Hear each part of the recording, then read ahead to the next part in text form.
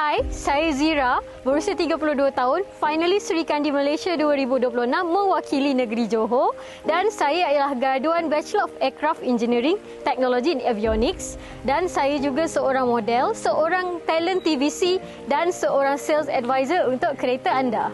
Saya bekerja sebagai sales advisor otomotif dan sangat meminati dunia komunikasi, public speaking dan pembangunan diri. Bagi saya, setiap cabaran yang hadir dalam hidup adalah peluang untuk menjadi lebih kuat dan lebih matang. Saya juga seorang yang positif, berdisiplin dan sentiasa suka membantu orang lain untuk lebih yakin dengan diri mereka sendiri.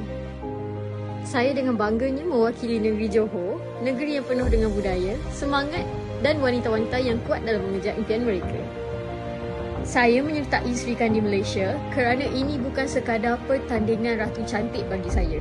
Ini adalah platform untuk wanita menunjukkan kepimpinan, keyakinan dan pengaruh positif kepada masyarakat.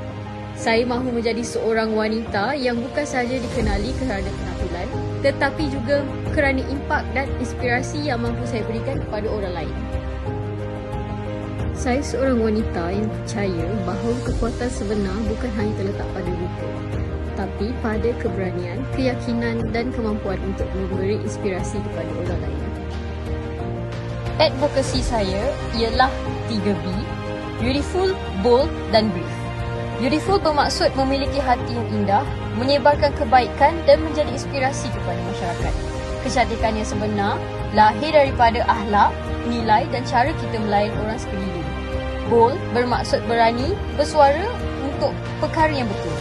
Berani mengejar impian, mencabar stereotip dan menjadi pemimpin kepada perubahan yang positif.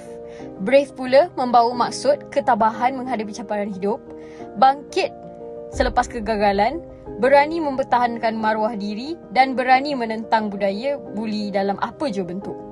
Sebagai seorang yang pernah melihat kesan buli terhadap individu dan masyarakat, saya percaya setiap wanita berhak hidup dalam persekitaran yang selamat, dihormati dan dihargai.